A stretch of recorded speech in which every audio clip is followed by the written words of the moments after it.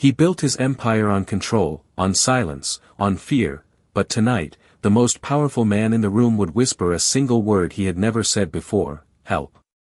The glass in Adrian Volkov's hand trembled just enough to catch the light, a flicker most people would miss, but not her. Lena Carter stood 3 tables away, a tray balanced effortlessly in one hand, her posture relaxed, her expression unreadable, yet her eyes, steady, calculating, never left the room. Morello's wasn't just another upscale restaurant in Manhattan, it was a stage where wealth performed and power dined quietly behind crystal and candlelight, and Lena had learned to disappear inside it, to become part of the background hum of clinking glasses and low conversations. But invisibility, she knew, was its own kind of advantage. Adrian sat at the center table, his tailored charcoal suit sharp against the warm glow of the room, his presence commanding even in stillness, the kind of man people noticed without knowing why. Tonight, though, something was off.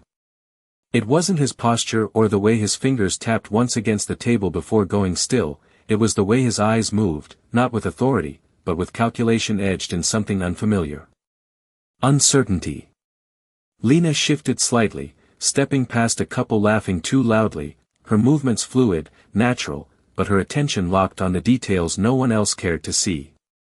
The man near the bar who hadn't ordered a drink. The woman pretending to scroll her phone, her gaze flicking up too often.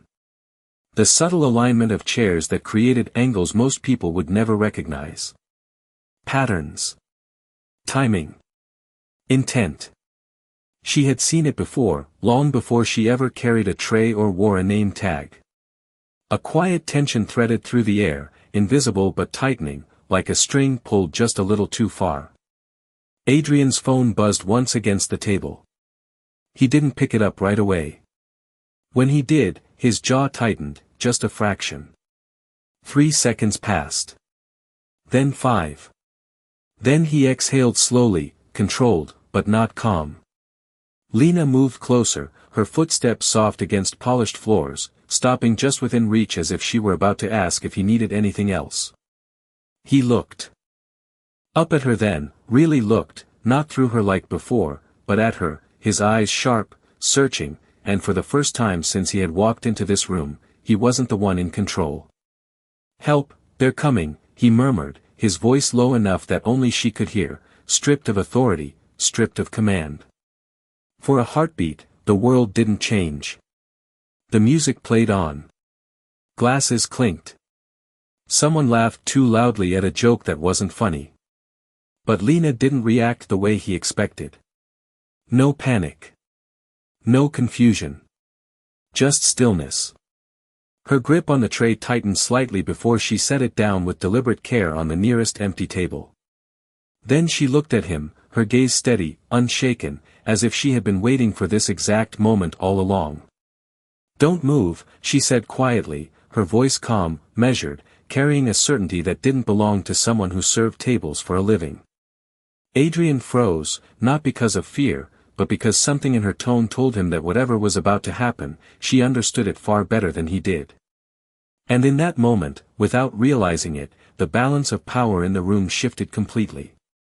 Lena did not wait for him to respond because hesitation was the one thing that could not exist anymore, and she could already feel the shift in the room tightening like a clock ticking down to something no one else could hear.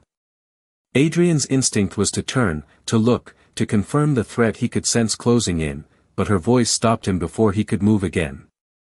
"If you look around, you confirm what they already suspect," she said under her breath, her tone even, controlled, leaving no space for argument. He held still, his fingers pressing lightly against the edge of the table, the only sign that the man who had built an empire on certainty was now standing on unfamiliar ground. Around them, nothing appeared different, yet everything had changed. Lena's eyes moved, not her head, scanning reflections in glass, angles in mirrors, the rhythm of footsteps across polished floors, each detail slotting into place with quiet precision. She stepped closer as if adjusting the table setting, her hand briefly brushing a fork into alignment. A motion so ordinary it vanished into the flow of the room. "There are 3 of them," she murmured, her gaze fixed on a wine glass as though inspecting its clarity. "One near the bar, one by the entrance, one pretending to be seated behind you. They are not watching the room. They are watching you. Adrian's breath slowed, not out of calm, but because he was choosing to trust her, a decision that would have been unthinkable minutes ago. My security, he whispered. Gone, she replied simply, and that single word landed heavier than anything else she could have said. For a moment, he closed his eyes, not in fear, but in calculation, recalibrating a world that had suddenly slipped out of his control. When he opened them again, they settled on her with a different weight, not authority, but recognition. What do we do? He asked quietly, the question stripped of ego, stripped down to its core. Lena reached for the empty tray she had set aside, lifting it with practiced ease, her movements unhurried, deliberate. We do exactly what they expect, she said, her voice steady.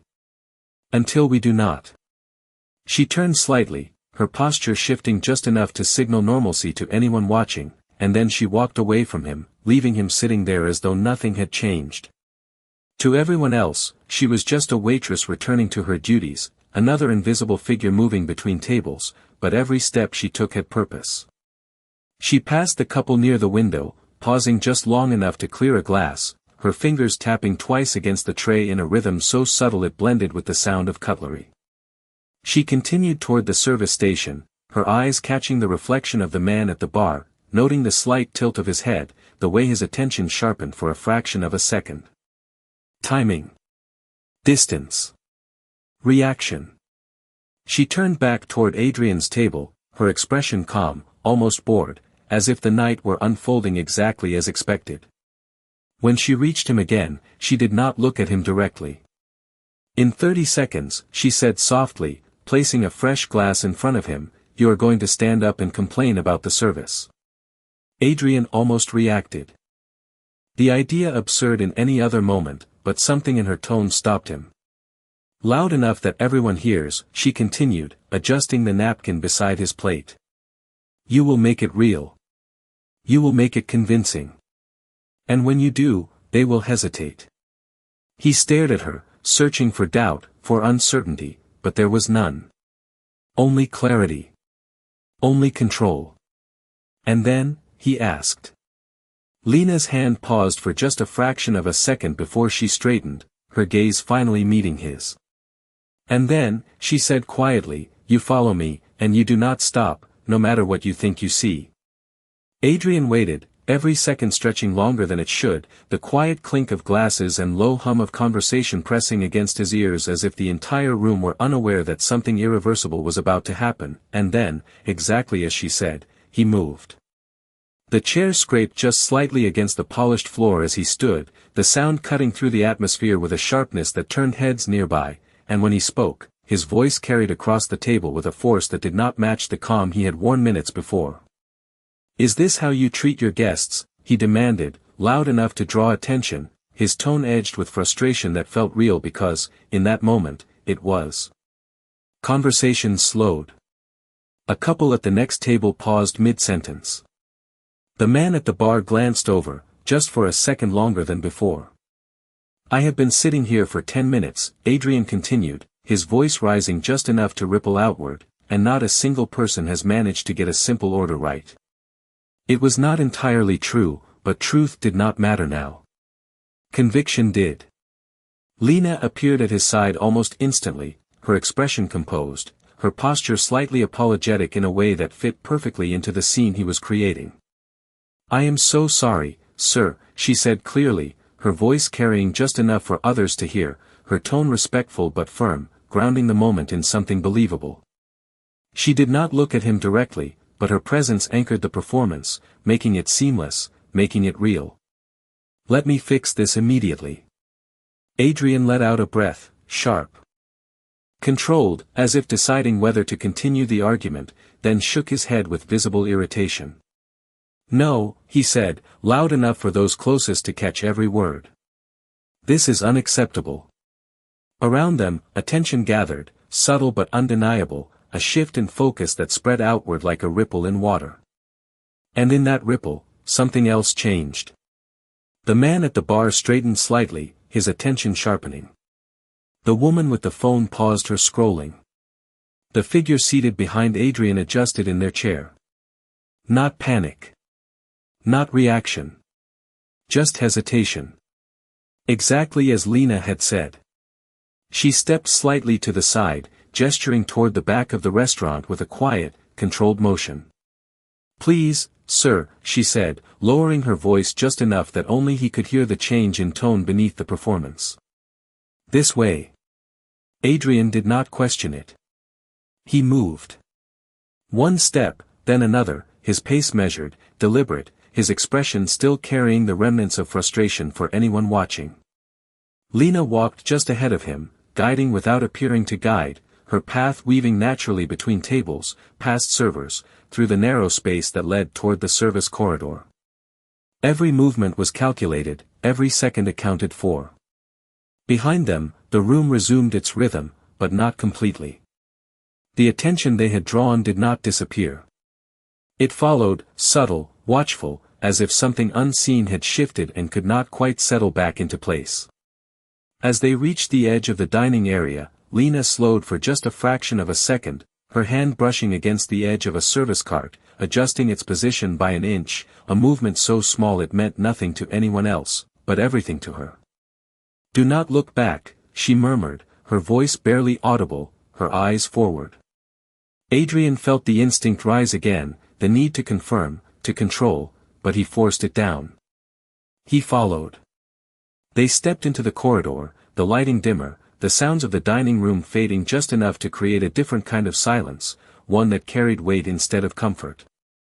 Stainless steel surfaces reflected fragments of movement, distorted glimpses of what lay behind them, but Lena did not pause.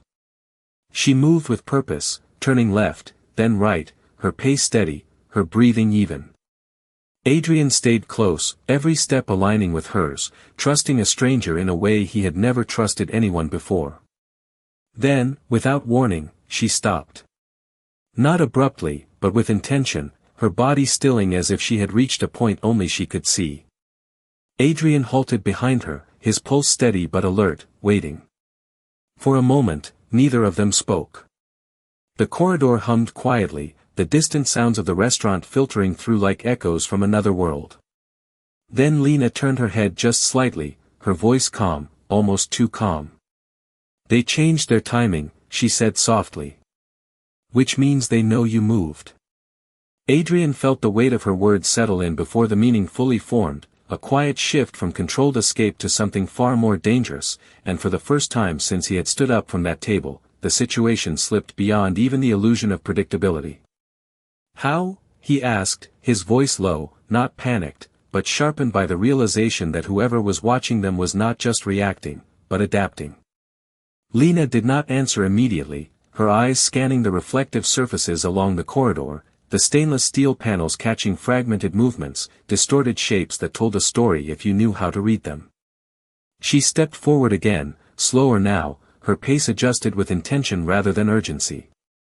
"Because you are not the only one who understands patterns," she said quietly, her tone steady, almost detached, as if she were explaining something simple rather than navigating a situation that could unravel at any second. Adrian followed closely, his mind recalculating, shifting from instinct to observation, mirroring her restraint. He noticed it then, the subtle change in the air, not something visible, but something felt, like a room that had been entered by someone who had not yet made themselves known. Lena reached the end of the corridor and stopped beside a closed service door, her hand hovering just inches from the handle before she pulled it back. "Not yet." Her head tilted slightly, listening. Not for sound, but for absence, for the kind of silence that did not belong. "They expected you to run," she continued softly. "They expected panic. When that did not happen, they adjusted." Adrian's jaw tightened. "So what now?" he asked. Lena finally turned to face him fully, and in the dim light, her expression was no longer just calm, it was certain, the kind of certainty that came from experience, not guesswork. "Now we stop reacting," she said. "And we make them follow us instead." The words hung between them, simple, but loaded with meaning. Before he could respond, she moved again, not toward the door, but back the way they had come, her steps measured, controlled, as if retracing their path was part of the plan rather than a mistake. Adrian hesitated for half a second, then followed, trusting the shift even if he did not yet understand it. As they walked, Lena reached for a folded linen cloth on a nearby cart, draping it over her arm in a motion so natural it blended seamlessly into her role, yet her fingers pressed lightly against the fabric, adjusting it with precision. "They are watching for exits," she murmured. "Doors. Corners. Places where people disappear." She glanced briefly at him, her eyes sharp. "So we do not disappear." Adrian exhaled slowly, the logic clicking into place, the inversion of expectation settling into something he could work with. They moved back toward the main dining area, the sounds growing louder again, the warmth of conversation and movement returning, but it no longer felt like safety. It felt like exposure. As they stepped just within view of the room, Lena slowed, her posture shifting once more into that familiar, unassuming presence, her shoulders relaxed, her expression neutral. To anyone watching, nothing was wrong. She turned slightly, aligning herself beside him, not in front, not behind, but beside, a position that changed the dynamic without drawing attention to it. "When we walk in," she said softly, "you do not look for them." Adrian nodded once, his gaze forward, his focus narrowing. "Let them look for you," she finished. They stepped back into the dining room together, not hurried, not cautious, but deliberate, as if they had simply taken a moment away and returned without concern. Conversations continued, glasses clinked, the illusion of normalcy holding steady, but beneath it, something else shifted. Lena could feel it in the way the man at the bar adjusted his stance, in the way the woman with the phone lifted her gaze a second too soon, in the way the seated figure behind Adrian leaned ever so slightly forward. Attention had locked onto them again. Exactly where she wanted it. She moved a step ahead, guiding him subtly toward the center of the room instead of the edges, her path cutting through open space rather than avoiding it. Exposure, not escape. Adrian followed, every instinct telling him this was wrong, but every second confirming that her understanding ran deeper than his own. Then, as they reached the midpoint between tables, Lena slowed just enough for her voice to reach him, steady and precise. "They think you are trying to survive," she said quietly. "They have not realized yet." She paused, her eyes lifting briefly to meet his, something unreadable flickering beneath the calm. "That we are setting the pace." Lena kept moving, her pace unbroken, her presence steady in the center of the room where attention naturally gathered, and Adrian followed beside her, every instinct still resisting the exposure yet every step confirming that retreat was no longer the strategy. The space around them seemed to expand, the distance between tables widening not physically, but perceptually, as if the room itself had begun to revolve around their movement. Conversations continued, but softer now, less certain, the subtle awareness of something shifting threading through the atmosphere without anyone fully understanding why. Lena's gaze never settled in one place for long, but nothing escaped it. The man at the bar had adjusted his stance again, his weight shifting from one foot to the other, a small detail that suggested impatience. The woman with the phone was no longer pretending to scroll, her screen dimmed, her focus fixed. The seated figure behind Adrian had turned slightly, angling for a better line of sight. They were recalculating. Good. Lena reached for a nearby pitcher of water, lifting it with practiced ease, her hand steady as she poured into an empty glass at a passing table, her movement blending seamlessly into the rhythm of service. "They are closing distance," she said quietly, her voice barely audible, her eyes never meeting Adrian's. "Not physically. Mentally. They are trying to understand what you are doing." Adrian exhaled slowly, his posture straightening, his presence returning not as dominance, but as controlled awareness. "And when they understand?" he asked. Lena set the pitcher down, her fingers lingering for just a second longer than necessary before she turned slightly, aligning her movement with his. "They will commit," she replied simply. The word carried weight, not urgency, but inevitability. Adrian absorbed it, his mind shifting again, no longer trying to anticipate their actions, but aligning with hers. For the first time, he was not leading, not directing, but following a rhythm he did not create. Lena slowed her pace just enough to let a server pass between them and the rest of the room, a brief interruption that reset sightlines, that broke patterns in ways most people would never notice. "We need one more adjustment," she said softly. Adrian did not question her this time. "What kind?" he asked. Lena's eyes flicked toward the far side of the room, where a mirrored column reflected fragments of movement from multiple angles, a blind spot disguised as visibility. "Perception," she said. She stepped slightly ahead of him, her posture shifting once more, her shoulders relaxing, her presence softening into something almost casual, almost ordinary. To anyone watching, she was no longer guiding him. She was simply walking. Adrian felt the shift immediately, the subtle distance she created between them, the way their alignment broke just enough to suggest independence rather than coordination. "They think you are reacting to them," she continued, her voice calm, controlled. "Now we let them believe something else." Adrian's gaze remained forward, but his awareness sharpened. "What?" he asked. Lena paused for a fraction of a second, just long enough for the space between them to register, then she spoke, her tone unchanged, but the meaning beneath it precise. "That you are not the target," she said. The word settled in, and Adrian understood. Not escape. Not defense. Redirection. Lena moved toward the mirrored column, her reflection splitting and reforming with each step, her figure blending into the layered images until it became difficult to track her exact position. Adrian adjusted his path slightly, not following directly, but aligning with the space she had created, his movement deliberate, controlled. Around them, the watchers shifted again, subtle, but noticeable if you knew where to look. Focus wavered.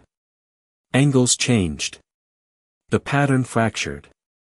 Lena reached the edge of the column and stopped, her reflection multiplying her presence into 3, into 4, into something less certain.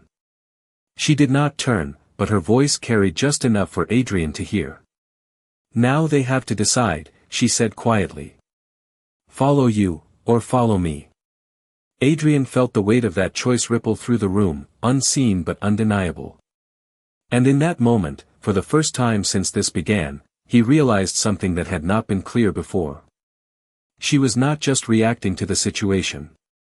She was shaping it. And whatever came next, was already part of her plan. Lena did not move from the mirrored column, and that stillness became its own kind of signal, a pause that forced the room to make a decision it had been avoiding, and Adrian felt it immediately, the subtle fracture in attention splitting into two competing directions. The man at the bar hesitated for half a second longer than before, his focus flickering between Adrian's steady presence and Lena's fragmented reflection. The woman with the phone shifted her stance, her body angling ever so slightly toward Lena, drawn not by movement, but by uncertainty. The seated figure behind Adrian leaned forward, then stopped, caught in the same invisible tension. They were no longer aligned. Lena let the moment stretch, not rushing it, not forcing it, allowing the imbalance to settle just enough to take hold. Then, with a movement so natural it could have been mistaken for routine, she stepped out from the reflection, her figure becoming singular again, defined, clear. "Now," she said softly, her voice carrying just enough for Adrian to hear, "we separate the pattern."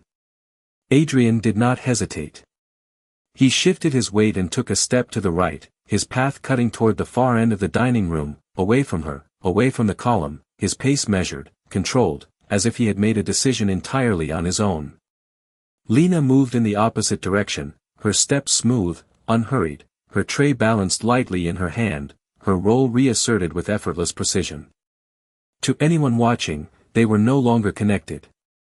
Just a guest and a waitress moving through the same space. But the room did not fully believe it.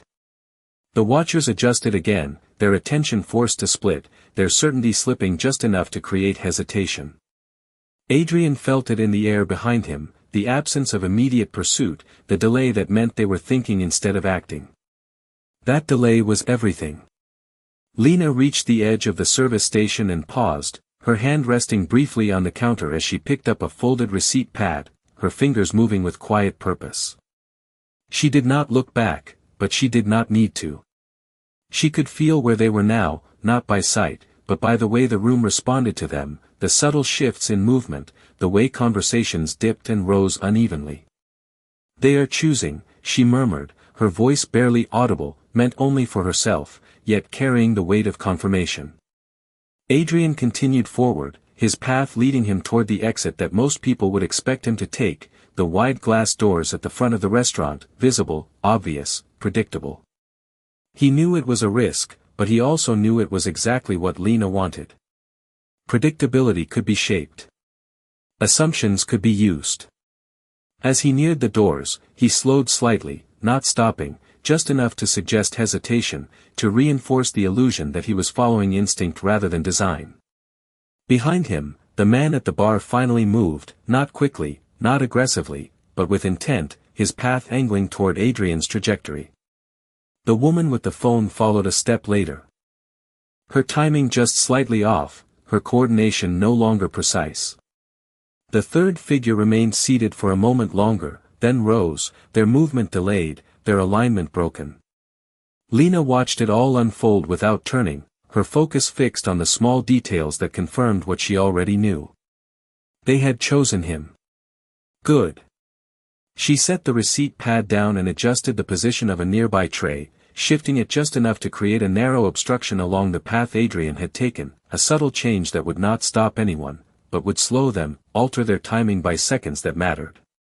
Then she moved again, not toward Adrian, but toward a side corridor that branched away from the main floor, her steps quiet, deliberate.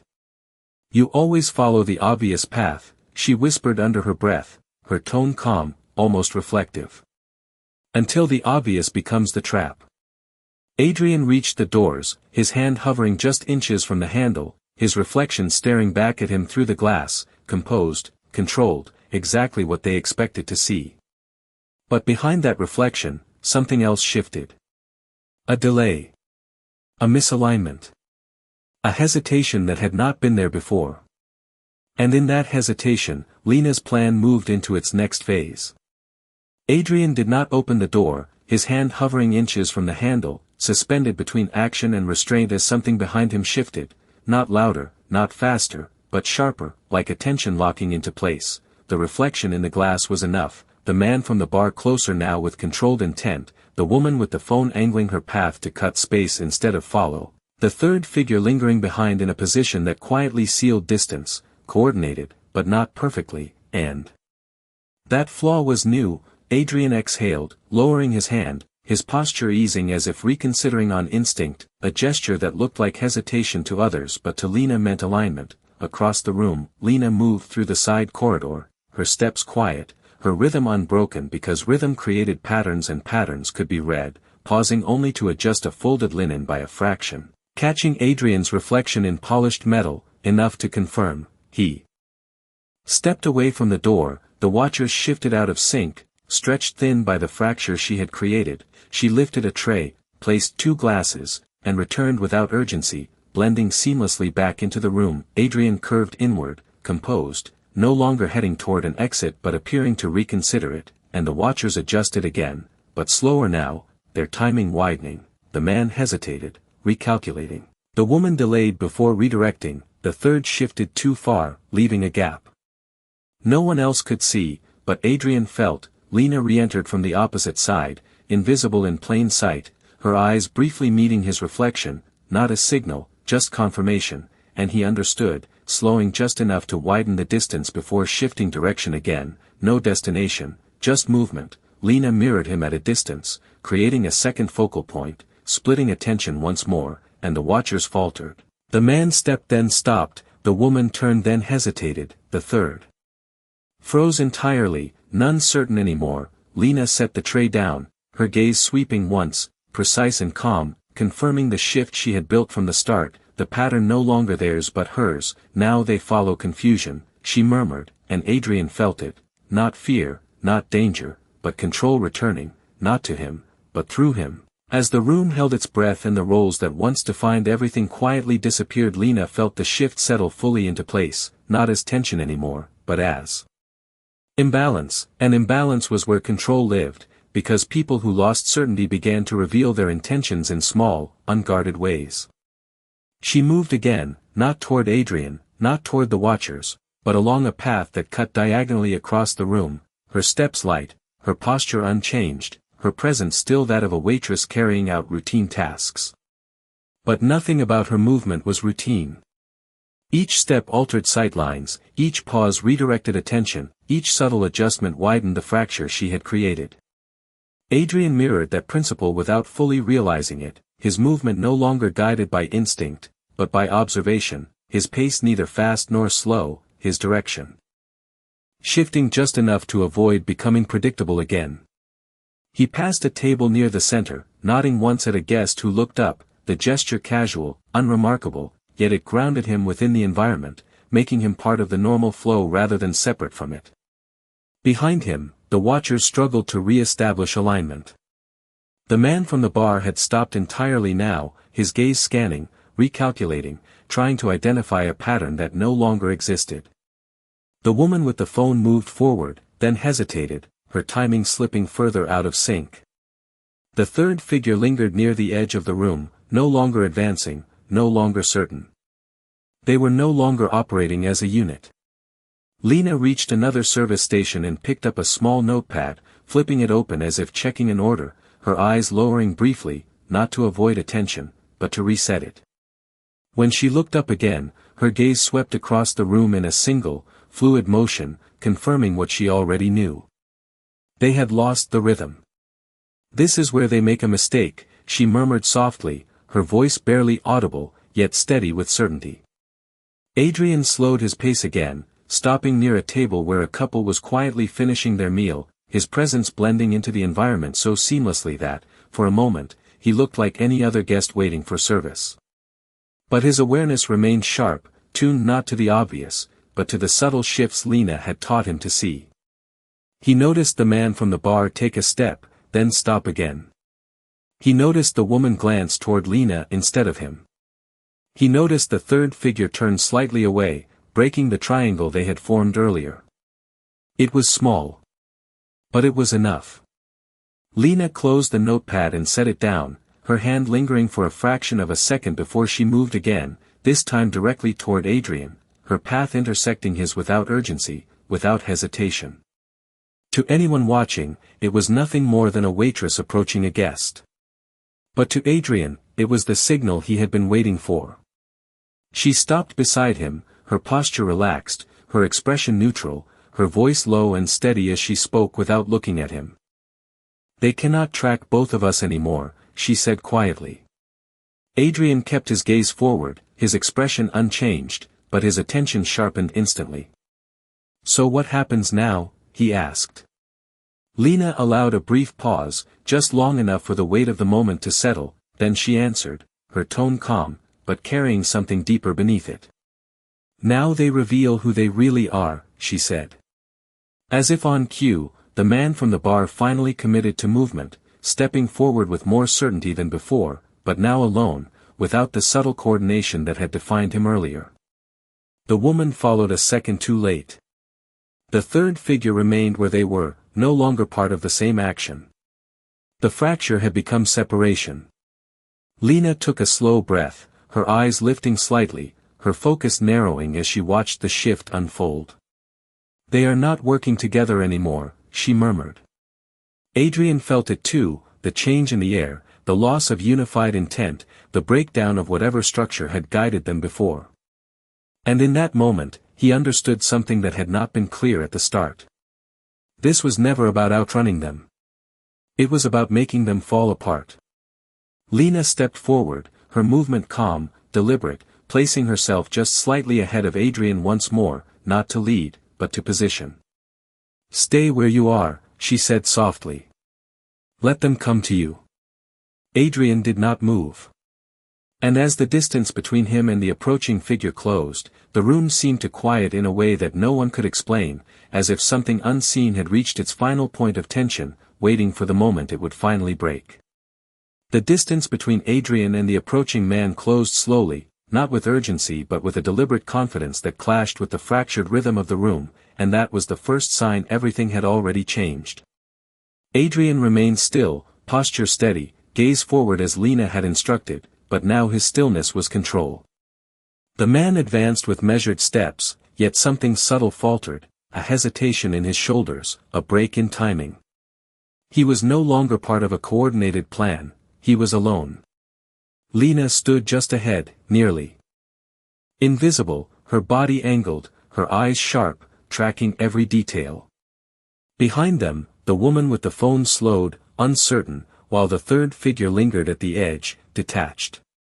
The unity was gone. The structure had collapsed. The man stopped a few feet from Adrian, close enough to engage, not enough to dominate, and in that narrow space, he hesitated. It was brief, but it shifted everything. Adrian saw it. For the first time, he was not the target, he was the center. Lena stepped forward slightly, her voice calm and precise. "You are out of position." No threat, just certainty. The man glanced at her, doubt widening. "You were supposed to move together," she continued. "Now you are choosing alone." The room quieted without understanding why. His confidence thinned, he was no longer controlling the moment, he was being read. Adrian said nothing, he didn't need to. The shift was complete. Lena stepped back, fading again. The woman stopped. The third figure turned away. It ended not with conflict, but with disintegration. The man lowered his gaze, then stepped back, recognizing the plan no longer existed. Tension dissolved, conversations resumed, normalcy returned. But Adrian stood still, realizing everything he knew about control had been rewritten by someone he had never noticed. He turned to Lena. "Who are you?" he asked. She paused, then met his gaze. "I am the one you never saw," she said softly, and in that moment, Adrian understood that true control was never about being seen, but about knowing when no one was looking.